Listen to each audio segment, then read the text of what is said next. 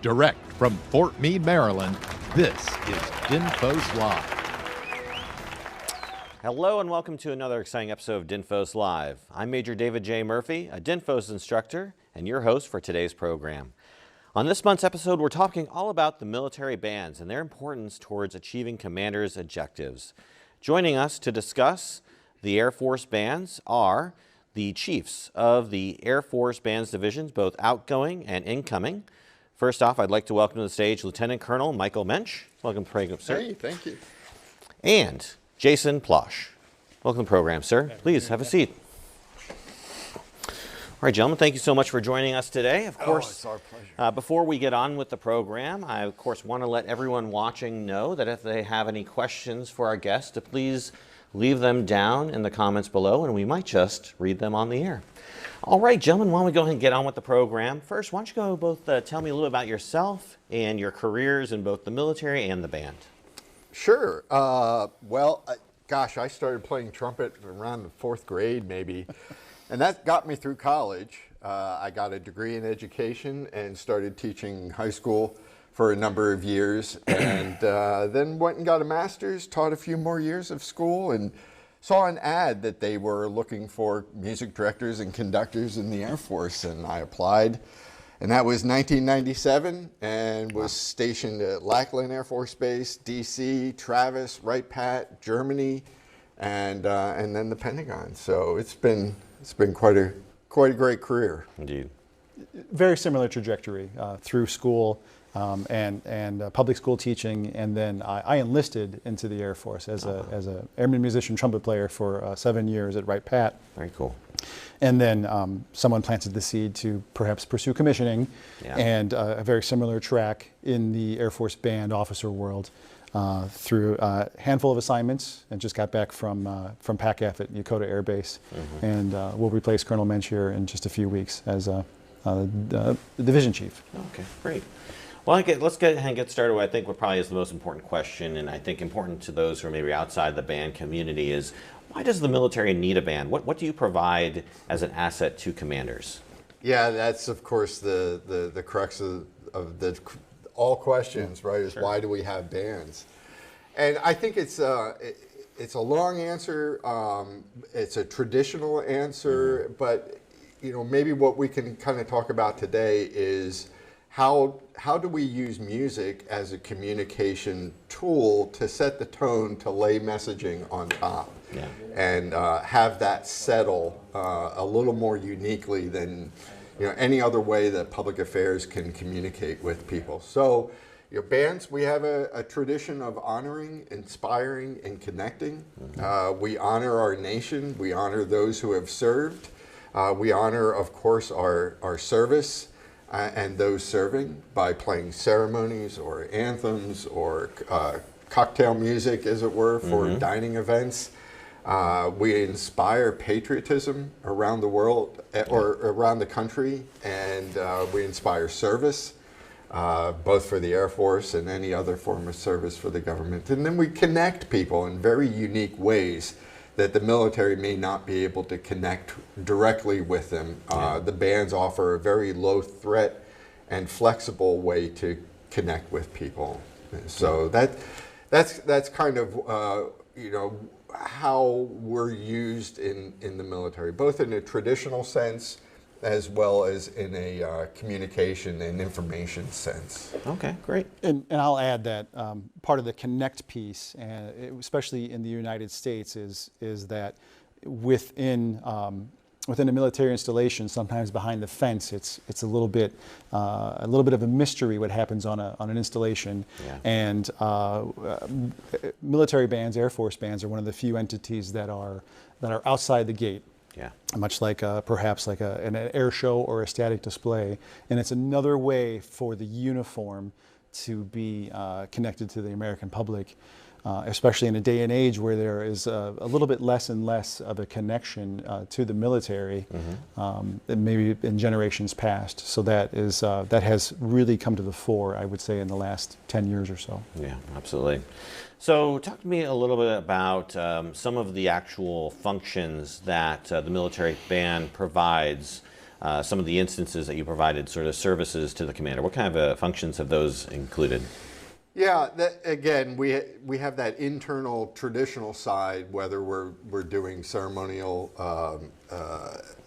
performances or performing at Arlington National Cemetery or any of our other national cemeteries, and that's kind of a traditional use of bands. But one of the things that we're really proud about what our bands can do as a capability for public affairs is take a message and couch that in a musical form and be able to communicate it to a vastly different group of people, right? So whether we use our tools of a jazz band or a rock band or a very unique ensemble or solo vocalist or anything that we can generate, we're going to put that message in front of an audience. Now, I'm not going to take my most classically trained opera singer or even a piano player to play the national anthem at a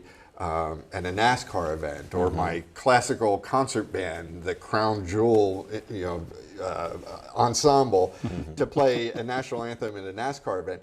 But having a rock band there or having a vocalist there to present, that's the message that we want to pursue. I'm not going to take a concert band and go into a country where maybe they had problems with Germany in 1940 and play Wagner music. I'm going to be very careful about the communication tool of music in that cultural environment. But for our commanders, it gives them air access and basing, right? That's what they're looking for. Right. And Air Force bands allow the access for those messages around the world. Whether, again, it's pre-STEM students at a junior high, or it's the White House or a king's palace in a foreign country. That bands give you the access to carry that communication message forward. And what's very apparent is that, especially in an overseas environment, an opinion of the American people can be through their pop culture and perhaps through their music as well. And so when we as Air Force bandsmen, as other military bands, have some access, say in Japan or in Germany, or even touring South America, where we can bring a little bit of the American culture.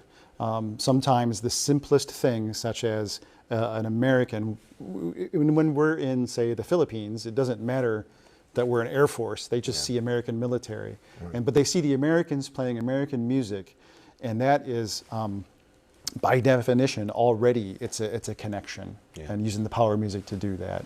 And so that again gets back to the priorities that we're set forth to do.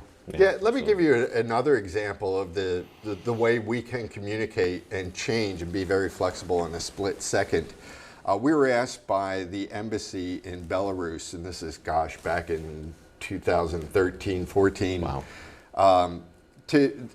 The embassy there noticed that there might be a shift in the government where we would have an opportunity to bring in some additional diplomats that had been kicked out years before. And so the chargé called up the band and said, hey, would you mind coming out here? We think we have an opportunity to show American support through the use of the band, and we might down the road be able to shift some of our diplomatic presence in the country. So we said, sure, we'll figure out how to do it, and we showed up in Belarus and played at a couple of different communities, but the main event was to play in their May Day parade and march in their May Day, and this is just what you think it is, with tanks and soldiers with tight jaws marching down the street, and here comes the American military band in front of the grandstands with President Lukashenko and all of his military and diplomatic leaders there on the grandstand. So we had to make a decision. What are we going to do to play in front of him that will make him happy enough to say, okay, I trust America? Well, at that point, the only thing that we could possibly play was not rock and roll. It was not jazz swing music. It was a military march. Yeah. And that's what he expected. That's what spoke to him. That was how we encapsulated the message of trust at that moment with him. And so we went with hundreds of thousands of people lining the streets and played the Air Force March right in front of him, saluted, he saluted back, we moved on. Half a block past the reviewing stands, we turned into the crowd, the people parted, we dropped our instruments, they just started swarming us and singing, and we picked the instruments back up, played a little Glenn Miller for them. It was like we were being carried off into their hearts, and you know, it's that kind of flexibility and communication power that we can change, you know, from the maintaining a status quo to changing the hearts and minds and, you know, of the youth. And you know, you win a government, you win a government. You win over the people, you win over the country. Sure. And so we have that unique ability to do that. That's great.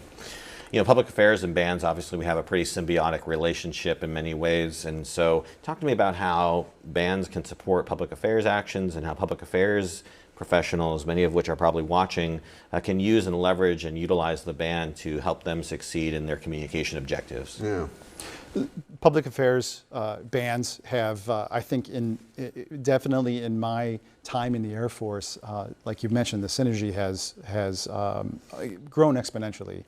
And knowing that not only bands can leverage PA to help further perhaps a commander's priority, especially say in the United States, if there's a basing issue or just outside the base.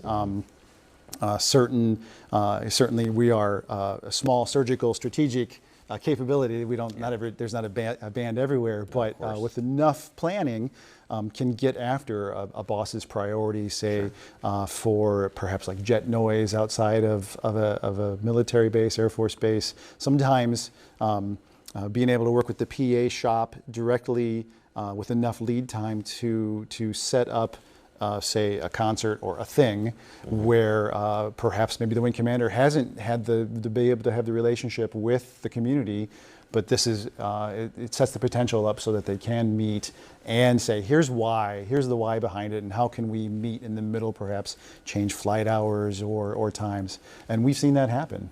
And that's one tactical example, I think, that that has borne itself time and again in the recent years. Yeah, absolutely.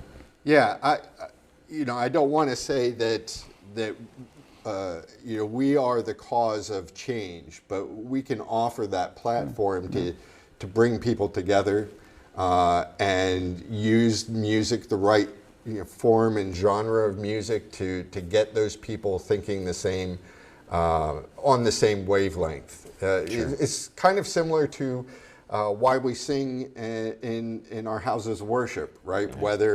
Whether it's the same message, but it might be presented but gospel or praise band or rock and roll or even a cantor with an organ in the back. And you know, the people who attend that service are going to be coming in with all sorts of different thoughts and matters of the day. And when they come to that location and they hear that music, it puts them all in a space to hear a message. And that's what our bands can do is, all right, we have problems at Cannon Air Force Base because the VF-22s are having overflying issues, and the commander needs to get access to this runway so that they can you know, land there again. And the band offered that commander an opportunity to bring people together and share a moment of cultural experience, but also be there to say, you know, this is why we train. We have to do it because we're going to be called to do it somewhere else in the world. And we're sorry that we're bothering you right now, but our folks need to train, and we need access to this airport, and we need to fly over this forest. So yeah, again, it wasn't the band that did it. We didn't make that change. It was the wing commander. But PA gives us the access to those senior leaders, whether it's a wing or a MAGCOM or even DAF, to take those priorities out or get those priorities and then communicate them out.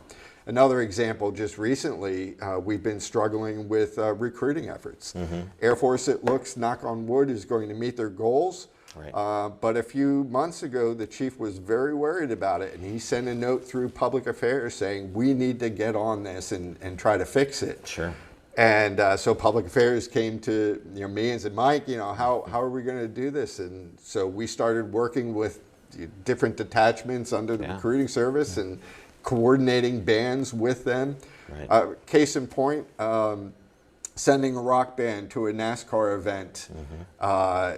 Yes, we have a huge recruiting presence at that NASCAR event, but what the band was able to do was to draw them immediately, 1,000 people immediately to that recruiting space. Right. And it doubled, tripled their inventory for that day or that event. Again, the band didn't recruit, but it was able to connect those people to the recruiters and get them through the doors. Oh, that's great. That's great. I personally have used the band myself. Actually, we had an initiative on our base when I was at Keesler Air Force Base. I wanted to express a viewpoint of the commander, and I used music to do that. We actually made a music video, and we worked with band members to have them sing and compose the music. So that was a ground tactic that we utilized, and very happy to have the band support in that effort. Yeah, I've seen many occasions where bands and PAs have gotten really creative working together, and we both have our missions, right, that we have to do. We have to make sure that the boss is covered as PAs, and the bands have to get out and tour these huge areas connecting, with every American hometown. But those moments when we can kind of sit down and say, let's work on something together and get this done, really is a very effective communication objective for both of us. Absolutely. So, I've been teaching at the schoolhouse for about 3 years now, and one thing I notice every so often is we get a band officer come through the Public Affairs and Communication Strategy qualification course, and usually they're an excellent, stellar student. In fact, the last iteration, they were our distinguished honor graduates, so the number one in their class. Yeah, absolutely, an excellent student.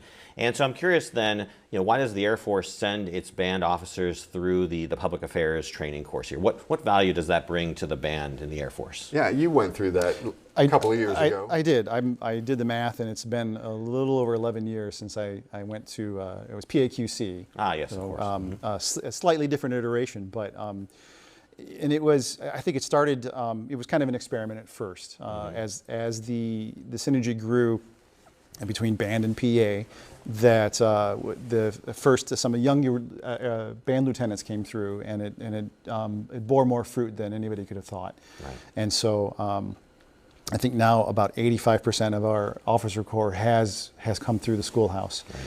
And to my knowledge, at least en masse, the Air Force is the only one that sends folks through the school. And there's two things that stick out to my mind that are really important. One, that there's definitely the joint feel, and sometimes it's the first. Even though school, you're exposed to the joint environment, and a lot of that opens your aperture faster than just about anything. And the second piece is a lot of times, both on the enlisted and the officer side, the training happens before you're in the military. So you've been focused in a conservatory setting, or as a school teacher, or whatever you are as a musician. So you've honed your craft, and so.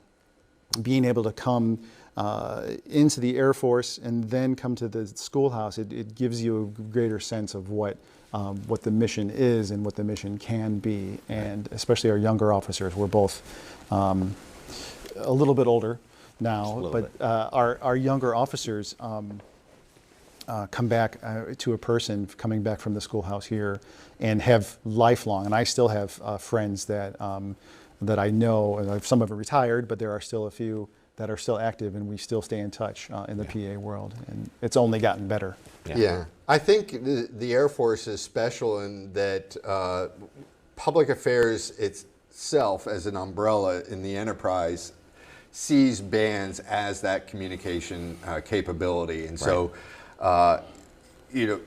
as musicians, we spend our lives locking ourselves in closets, practicing our instruments and making sure that we're perfect. And that's all we know is band and music and orchestra.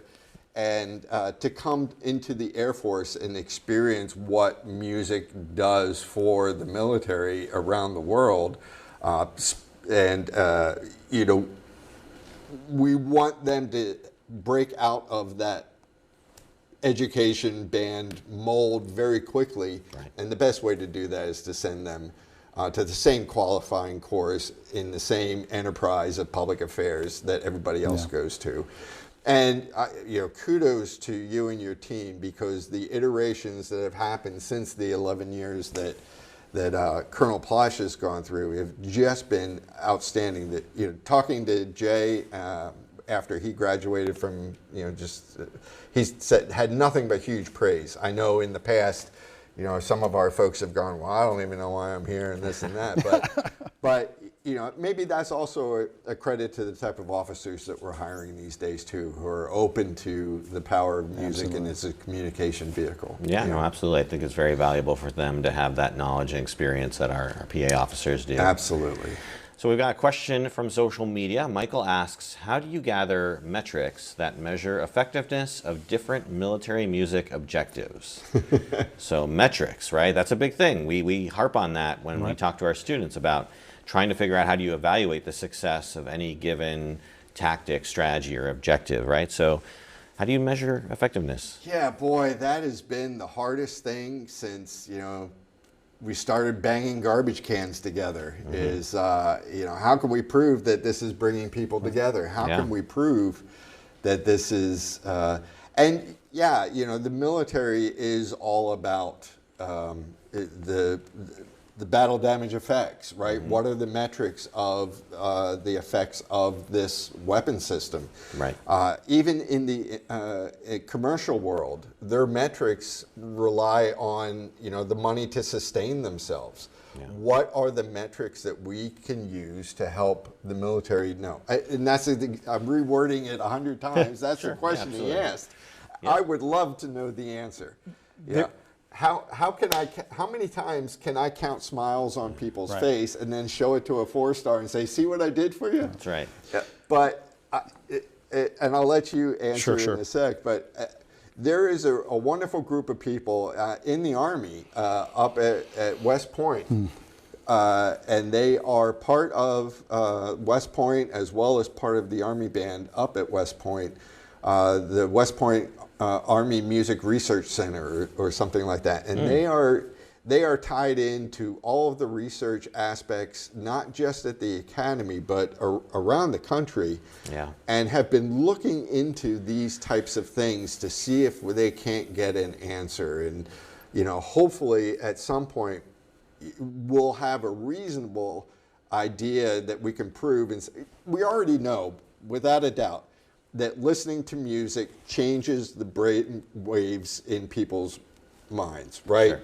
But what does that mean immediately after a concert? What does that mean to a grandmother after our concert or 2 weeks from our, does she go home from the concert and see her high school grandson and say, I never told you about your granddad and what he did in Korea. Yeah. And then that grandson, a year from then, graduating or becoming a senior in high school, saying, I remember that conversation with my grandmother, and he enlists. And then, 10 years from there, or 20 years, and he's the Chief Master Sergeant of, the Air Force. And, how do we measure that? Yeah. And there is, in the information age that we're in, and the information environment, there are markers and waypoints that we force a message, or we send a message through the music piece of it, and we see what gets bounced back through the data mining part of it. So there's with the huge amounts of metadata that are coming, we are absolutely getting closer to quantifying that warm fuzzy, for lack of a better term. Yeah. But there are times that you want to look for what you have shaped in the information environment. Yeah. And And then there is sometimes there is just the moment. There is, what have you created in that moment? Yeah. And we still don't know, part of that West Point Research Center is what are the 5, 10, 25-year effects of a singular point in time. Because many folks that are our age can remember the first concert we went to, or one of the first road trips we did that involved a music festival. And so there are ways now to dive into that on the military music side. And find those answers. And I know Mike's got another question. I don't know if you're going to ask it. I saw it pop up, but let me give you one more example of how we measure. Right? It's based on the objective, and if we can see a push or a needle sliding towards an objective, for instance, in Belarus. Again, in 2008, Lukashenko kicked out 90% of the diplomats. He wouldn't allow them to come in. He lowered the embassy staff. They had been trying to get diplomats to be able to come into the country above the waiver for 5 years. And we couldn't even have an air attaché there. All right. So this was a huge effort, and it would have supported EUCOM's, the eastern edge of NATO, right? It would have given us some buffer rooms, et cetera. It was a huge priority. So we went out and we did a performance that allowed an undersecdef to have access to Ukraine. He went in there, he had a meeting, he pulled out. They said, send the band one more time.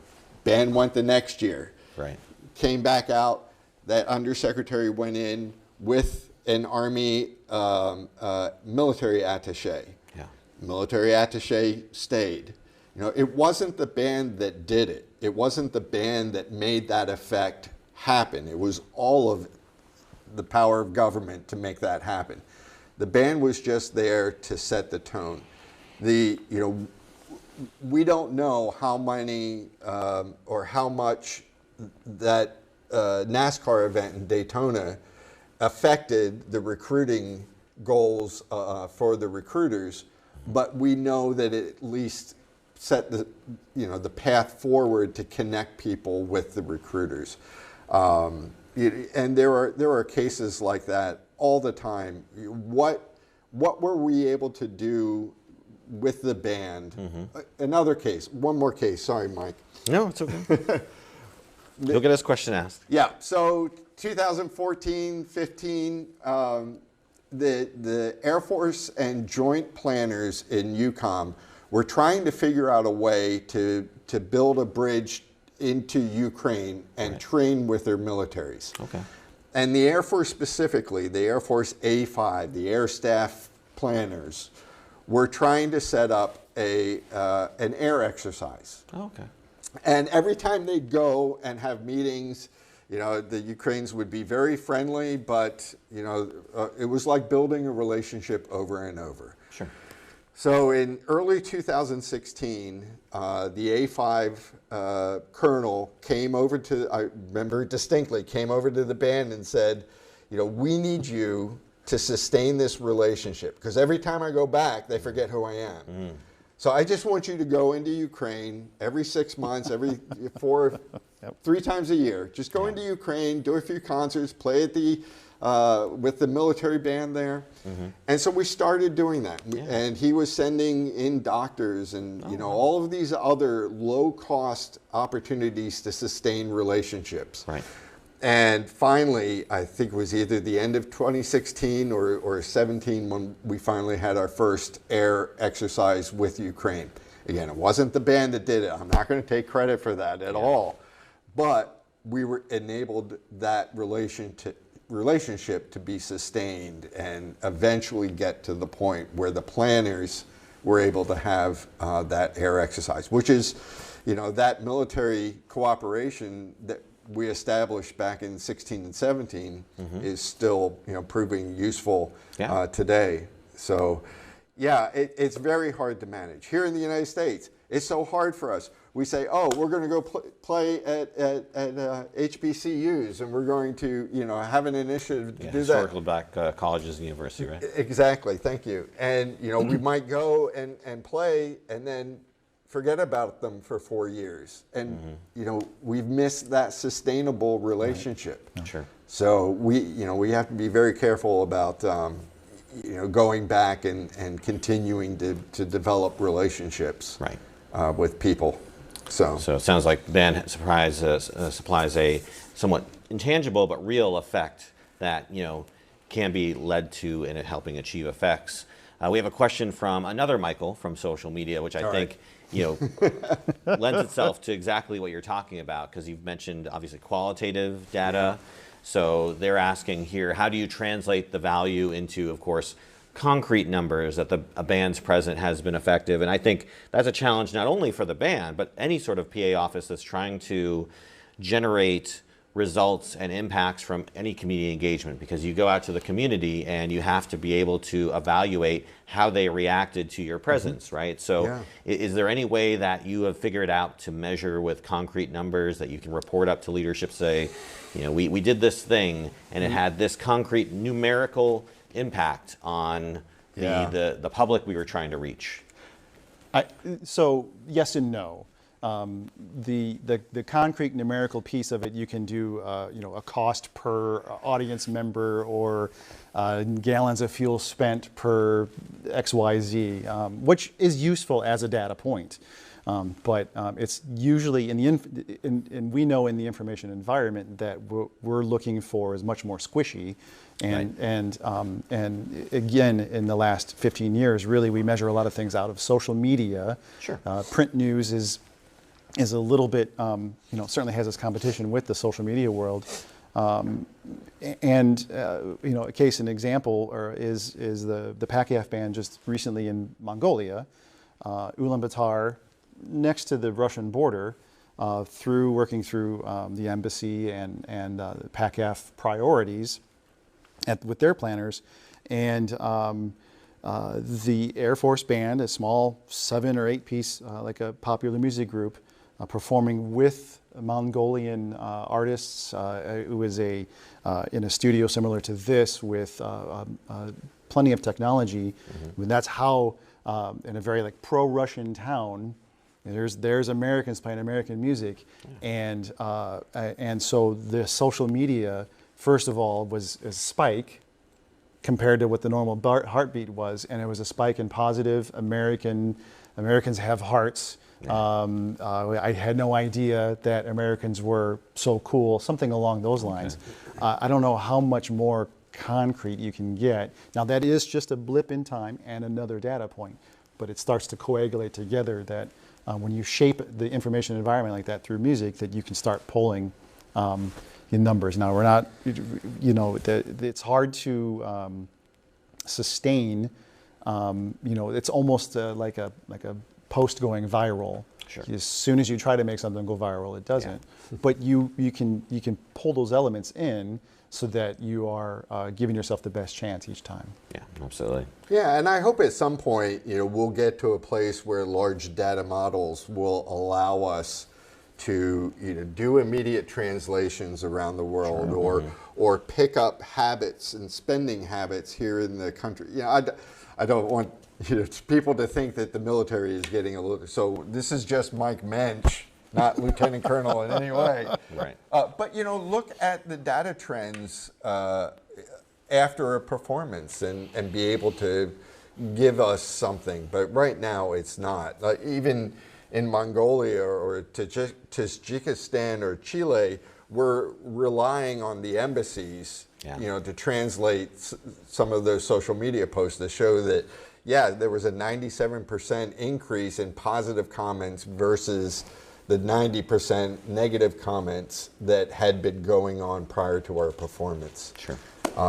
It's hard. I wish if somebody out there has a way, I'd love to take it. Hey, maybe they'll leave their information in the comments. So we've talked about quite a few like one-off experiences, and I think, you know, going back to virality, right? You know, I think probably the most viral experiences or band-related things I've ever seen have been those flash mobs that you've done. Like I think one at the Air and Space Museum Sure. seemed to be very popular. But, you know, we've talked about quite a few one-off type experiences, but are there any specific one-off experiences that you've had that you think were most noteworthy or for their impact or effect? Yes. And this is my example, and I know that every military band member probably has a variation on the story. And for me, it was when I was enlisted, and I was on a deployment as a trumpet player, and had one of our stops this was 2007, so we were in Djibouti, Africa, and out in the outside of Camp Lemonnier, and in the villages, in performing for schools. In December timeframe, of course, in Africa, in Djibouti, it's 100 degrees almost all year round because it's right on the equator. Yeah. And so we brought 3 or 4 flight boxes of candy and soccer balls, and we played maybe just for a little bit and unplugged acoustic instruments out in the elements. And as soon as we made the noise, that's when everybody came. And the village elders and the school teachers and the school kids. And then the next thing you know is we're handing out candy, and then we're playing soccer with the youth. And we had Marines as our security. Plainclothes Marines had said they'd never seen anything like that before. That immediate connection to the music is what started it, and then we took the time to put our instruments down and kick a soccer ball or hand out some candy and just spend some time talking with some of the kids that either spoke English or through a translator. And it was one of, you know, a core memory for me as far as what I've done in the military as a musician. Right. Yeah, I think a lot of, you know, now as I sit back on the mountaintop and, you know, profess my poetry to those willing to climb to meet me. Oh my goodness. Oh gosh, 27 years, and I'm ready. Yeah. But a lot of those one-offs have been in the overseas environment. Sure.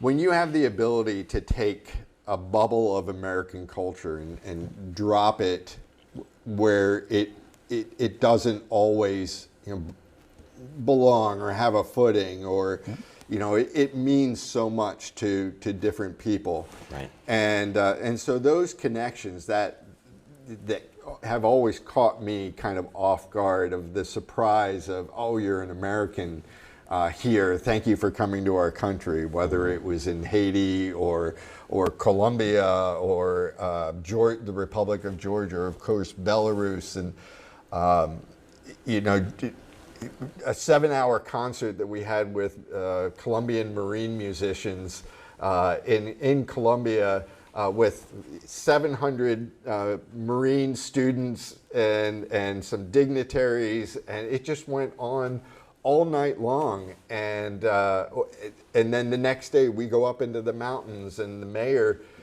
is welcoming us to his little town and saying, oh, we're so proud that you're here. It's been 3 months since anybody's been kidnapped from the FARC, and by the FARC, and so we're so excited for you to be here. And like, 3 months, okay, but we're here. And you know, or you know, it was any number of concerts where that American culture made a huge impact to people. Right.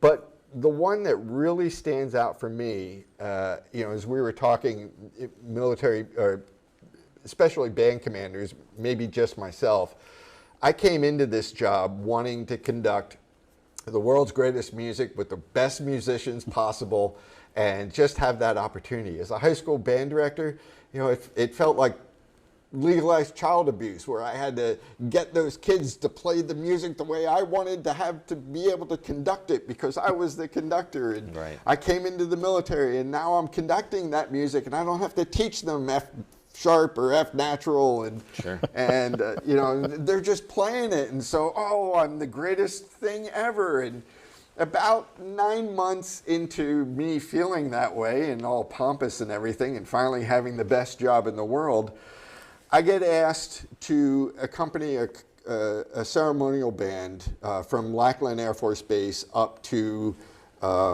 Austin, Texas, where there was going to be a reunion of some sorts, and we were tasked to play 2 marches and the national anthem for them. It was what we called a patriotic opener.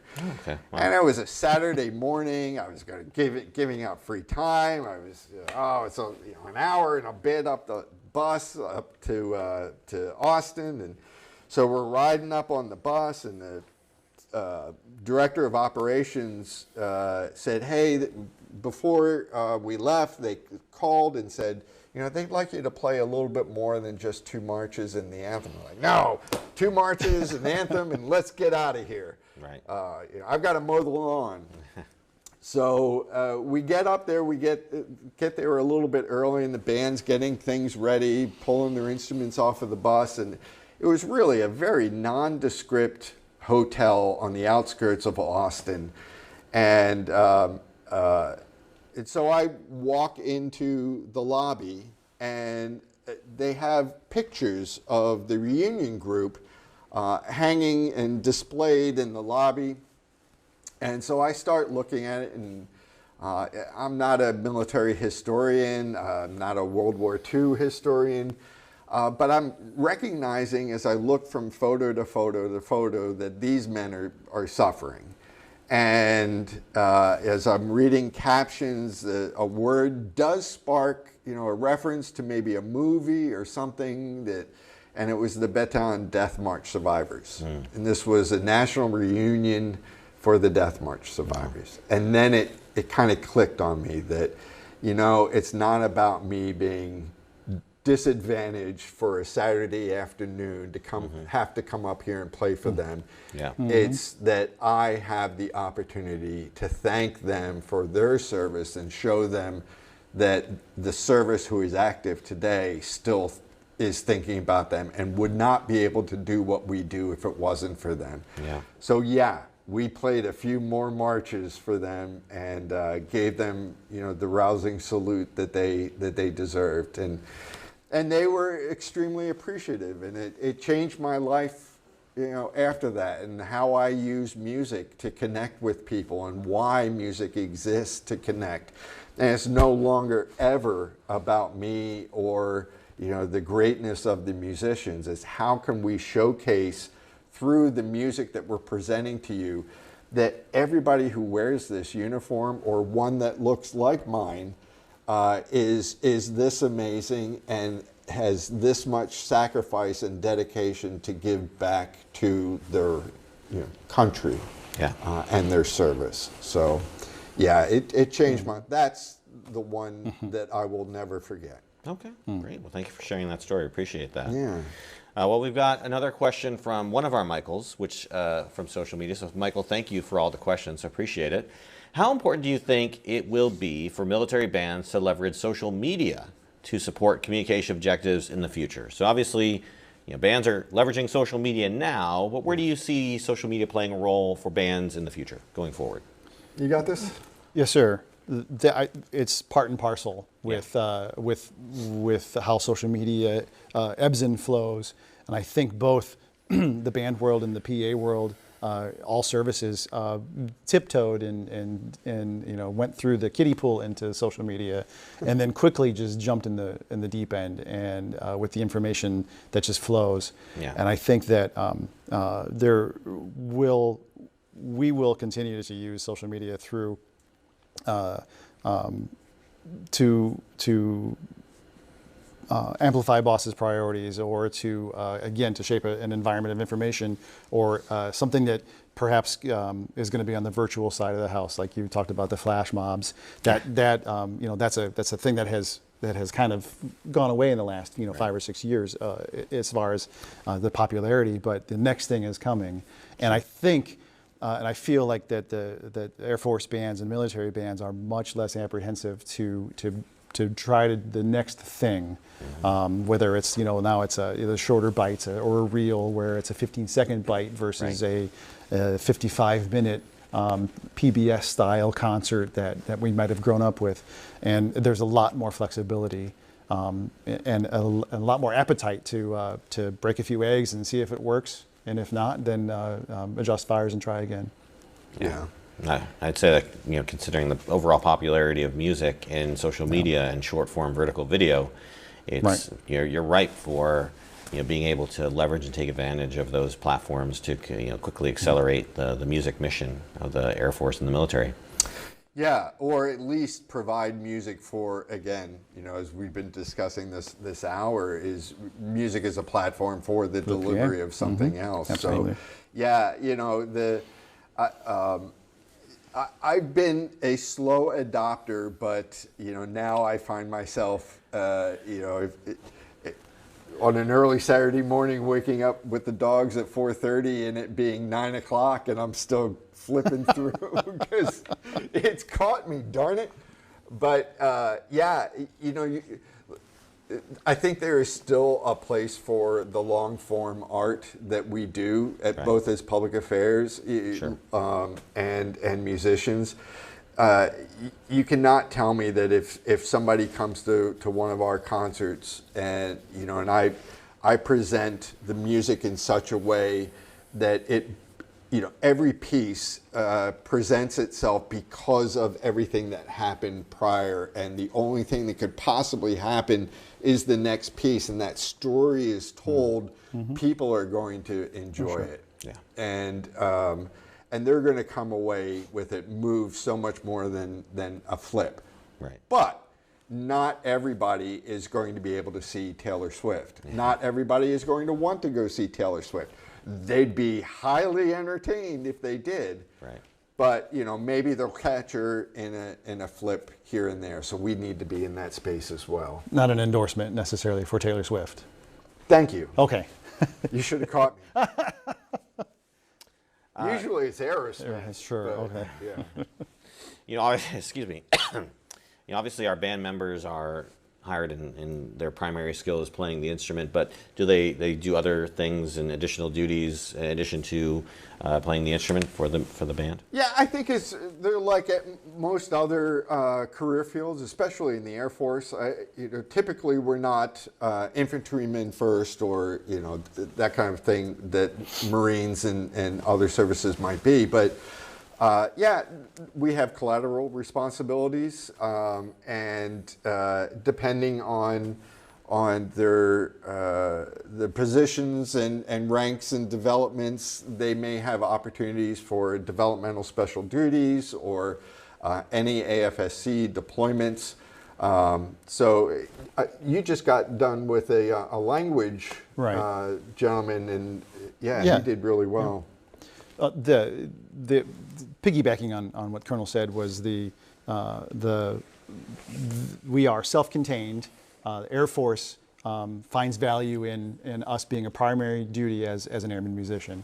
And if, of course, we can augment other career fields as necessary at any given time. Right.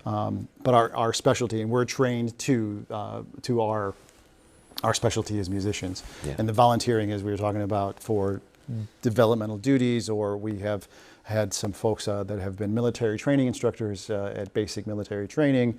The example here with the Language Enabled Airman program, the LEAP program at PACF, in my last assignment, a gentleman, piano player and a music arranger, had come over from the Army into the Air Force, but spoke French very well, and volunteered for deployment to Niger in 2023, and was going to be basically a translator, but once his skill set was known and his maturity level was figured out, he became indispensable to the wing commander there at Air Base 101, and during the time when there was some severe unrest in that country. Wow. And he was using his language skills and negotiating anything and everything for the safety of the military, American military and coalition military on that base, for clean water, or getting dirty water out, or making sure food supplies were there. And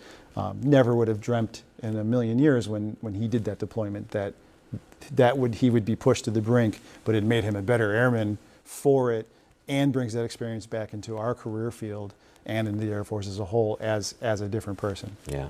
So there are opportunities, but the crux of the question is that we are airmen, musicians trained as our primary duty. Yeah. So one of the big topics that's been buzzing in our career field as well as many career fields has been artificial intelligence, and more specifically generative AI.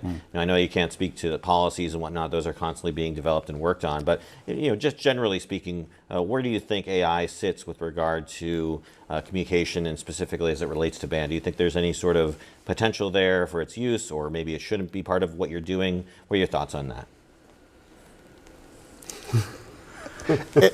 As the young guy here. Well, sure, as the younger guy, AI, I think has, and like the Chat GTP that is so widely accessible, and I'm impressed, at least in the Air Force side, that they have started their own AI piece. Right. And again, getting to the tip of the spear, one of the main uses in generative AI so far, there's kind of two tracks. One is to kind of reduce an administration load, maybe it takes 10 or 15 or 20% off, can make it a more efficient, if you get the generative piece of it there, which can free up time for creativity and doing the mission. Right. And then the other part of it is, and I've seen it a little bit more of like a niche market, a little boutique where there are, it's very person dependent, who's very into the AI world, and sometimes not always tend to be younger, but it's more natural to their environment, right. Where they'll actually create music or ask AI to do a thing, and they can incorporate that into what they do as human beings. Similar to I know there's experiments with AI in the cockpit or AI driving tanks. There's still a human element behind it, and that's apples to Volkswagens kind of but there is the appetite to use it and to not say no. We are going to stay the human-centered piece of it. AI is coming like a freight train and is here, and it's a matter of using it as a tool to better inform the music and the mission. Yeah. But it really is, music is a uniquely human-to-human experience, right. And we have the ability to go out and put a face on that military uniform and Absolutely. Interact directly with people. And that's where our bread and butter currently is, and being able to reach out and touch and have them hug, and you feel that a military member is skin and blood and bones, right? Yeah. And yes, AI can help us with the creative aspect for that, but boy, I don't want to ever lose the fact that this is a uniquely human experience created by humans in a language that is understood around the world, in a cultural difference that can be shared. And so I know AI is going to continue to shape the world as we see it, and I hope that we can still, as humans, be willing to stand out in front of it and say, this is who we are. Yeah, well, the player piano did not replace the need for piano players, and I don't think AI is going to replace the need for human musicians. Well played. That is true. Well, so talk to me about some of the biggest communication challenges you see facing the band and facing what the band will be doing into the future. Yeah, I think that's unique, or a great question, and I think the key for success for the Air Force bands is constantly making sure that we are being relevant in the space. And I think our makeup and our products are based in a cultural tradition that allow us to continue this space for a little bit longer, whether it's Saturday afternoon park concerts with a concert band and an American flag, and the remnants of John Philip Sousa, or the rock bands performing down on the riverfront at a evening fireworks show near the 4th of July, or having our woodwind quintets as background music to a meeting between two dignitaries discussing, rights of whether or not we should have power windmills at the end of our runways, right? Sure, yeah, absolutely. And but at some point we're going to find a need for us to continue our relevancy in this space, and what that might be. And I think that's going to be one of our challenges moving forward. Okay, great, thank you. Anything else? The communication challenges I think in the future are going to be the same as in the past, where it's what is especially in the American public realm, what information do they want? How do they want that information? How do they digest it? How can we adjust music, whether live or virtually, in order to facilitate that? And I think that a PA's communication challenge is going to be the other side of the coin to the band's communication challenge. Absolutely. Well, gentlemen, we're reaching the end of our program. Before we say goodbye to you, is there anything else you'd like to add? No, I just wanted to say congratulations on 60-year anniversary coming up next. Yeah. Absolutely. And thank you so much for allowing our musicians to be part of the schoolhouse here. Absolutely. Thank you so much for inviting us to be part of your podcast, DINFOS Livecast. So it really has been an honor for me. Yeah, was it for you? Yeah, it's been a great time. Okay. I appreciate it. Yeah, we got the 60th anniversary coming up, and we'll probably have a band playing at some of our events. So right on. We'll see you. Yeah, we'll be there. Of your cadre there. So, all right. Well, thank you for everyone who tuned in to watch our show this month. Really appreciate you, and thank you again to our guests for taking time out to be on the program. We really appreciate your expertise and your knowledge, and thank you for sharing it. I'd also like to thank again everybody who asked their questions online. Really appreciate our live audience and the questions that you've provided. Well, remember, if you prefer to listen to our show rather than watch it, as Colonel Mench alluded to, we also are a podcast. So if you like audio as your format, just go on to your podcatcher of choice and search for DINFOS Live. Join us here next month on August 28th at 2 p.m. Eastern. We'll have another amazing public affairs related topic to talk about. Well, for everyone at Defense Information School and the Defense Media Activity, I'm Major David J. Murphy, and we'll see you all next month.